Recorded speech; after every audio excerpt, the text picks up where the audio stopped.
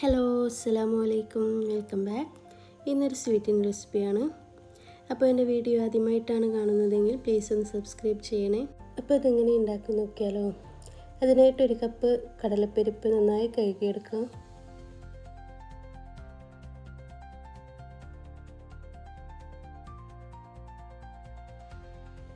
ശേഷം 1 മണിക്കൂർ കുതിർക്കാൻ വെക്കണം. പിന്നെ ഒരു പാനിലേക്ക് ആ കടലപ്പരിപ്പ് ഇട്ടുകൊടുത്ത് 2 കപ്പ് പാൽ ചേർത്തെടുത്ത് നന്നായി വേവിച്ചെടുക്കാം. പ്രഷർ കുക്കറിലും വേവിച്ചെടുക്കാം. പ്രഷർ കുക്കറിലാണെങ്കിൽ വിസിൽ വരാതെ ശ്രദ്ധിക്കണം. ചെറിയ തീയിൽ വേവിച്ചെടുക്കണം. ഞാനിപ്പോൾ ഇവിടെ പാനിലാണ് ആക്കിയിട്ടുള്ളത്. നന്നായി പാലിൽ അതിങ്ങനെ വെന്ത് വരണം. കടലപ്പരിപ്പ് വേവിക്കുന്ന സമയത്ത് തന്നെ ഒരു പിഞ്ച് ഉപ്പ് ചേർത്തെടുക്കാം. അത് ടേസ്റ്റ് ഒന്ന് ബാലൻസ് ചെയ്യാൻ വേണ്ടിയിട്ടാണ്. ഇതിപ്പോൾ നന്നായി വെന്ത് വന്നിട്ടുണ്ട്. അപ്പോൾ അതൊരു ജാറിലേക്ക് മാറ്റിയെടുക്കാം. പിന്നെ ഒരു 6 അണ്ടിപ്പരിപ്പ് ചേർത്തെടുക്കാം. 1 കപ്പ് ശർക്കരയാണ് ചേർത്തെടുക്കുന്നത്. പിന്നെ അതിലേക്ക് 3 ടേബിൾ സ്പൂൺ പഞ്ചസാരയും ചേർത്തെടുക്കാം. 2 ഏലക്കായും ചേർത്തെടുക്കണം. നന്നായി ഫൈനായി സ്മൂത്തായിട്ട് അരച്ചെടുക്കണം. ഇതുപോലെ കട്ടകളൊന്നും ഇല്ലാതെ ഫൈനായി അരച്ചെടുക്കണം.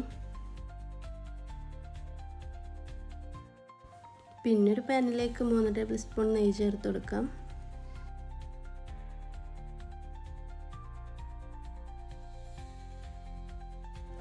അതിലേക്ക് കടലപ്പരിപ്പിൻ്റെ മിക്സ് ചേർത്ത് കൊടുക്കണം.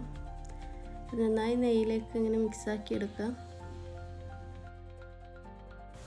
ലോ ടു മീഡിയം ഫ്ലെയിമിൽ വെച്ചാൽ മതി. കാരണം ഇത് അടിക്കുടിക്കാതെ കിട്ടണം. കൈവിടാതെ ഇങ്ങനെ ഇളക്കിക്കൊണ്ടേ ഇരിക്കണം. ഇത് നന്നായി പാത്രത്തിൽ നിന്ന് വിട്ട് വരുന്നതാണ് ഇതിൻ്റെ കൺസിസ്റ്റൻസി.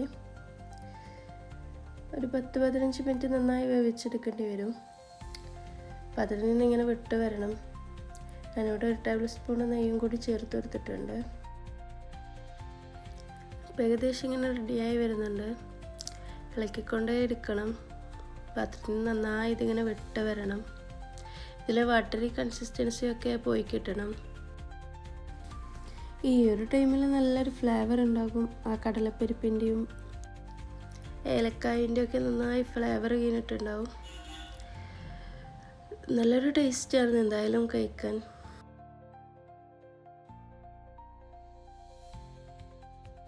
ഇവിടെ നന്നായി കുക്കായിട്ട് കിട്ടിയിട്ടുണ്ട്. പാത്രത്തിൽ നന്നായി ഇങ്ങനെ ടൈറ്റ് ഇങ്ങനെ പാത്രത്തിൽ നല്ലോണം ഇളക്കി കിട്ടുന്നുണ്ട്. അതാണ് അതിൻ്റെ ശരിയായിട്ടുള്ള പാകം.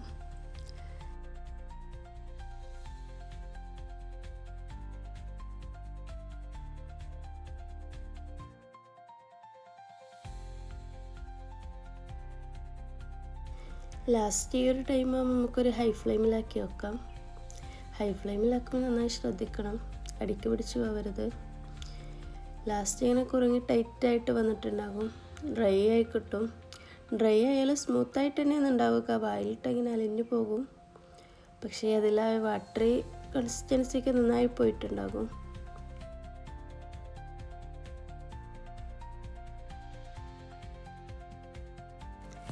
ഇനി ഇതൊരു പാത്രത്തിലേക്ക് സെറ്റാക്കി കൊടുക്കാം. ഏതെങ്കിലും ഒരു ട്രേയിലോ അല്ലെങ്കിൽ ഏതെങ്കിലും ഒരു പാത്രത്തിൽ ഏതെങ്കിലും സെറ്റാക്കി എടുക്കാം. കുറച്ച് നെയ്യ് തടവി ആ പാത്രത്തിലേക്ക് ഇട്ട് കൊടുക്കാം. ഇത് ചൂടോടെ തന്നെ ഇതിലേക്ക് ചേർത്ത് കൊടുക്കണം. ഇനി നന്നായി ഇത് ലെവലാക്കി എടുക്കാം. ഒരു കൈ വെച്ചിട്ടോ അല്ലെങ്കിൽ ഒരു സ്പാച്ചില വെച്ചിട്ടോ ഇങ്ങനെ ലെവലാക്കി എടുക്കാം.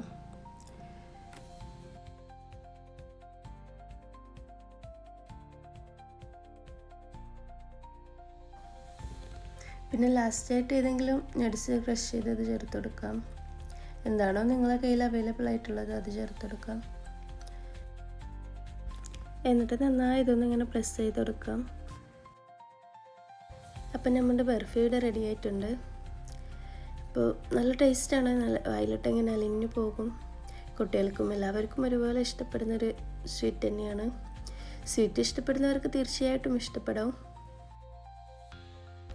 അപ്പോൾ എൻ്റെ വീഡിയോ ഇഷ്ടമായെങ്കിൽ പ്ലീസ് ഒന്ന് സബ്സ്ക്രൈബ് ചെയ്ത് ലൈക്ക് ചെയ്യണേ. അപ്പോൾ ഇൻഷാ അല്ലാഹ് അടുത്ത വീഡിയോയിൽ കാണാം. ബൈ.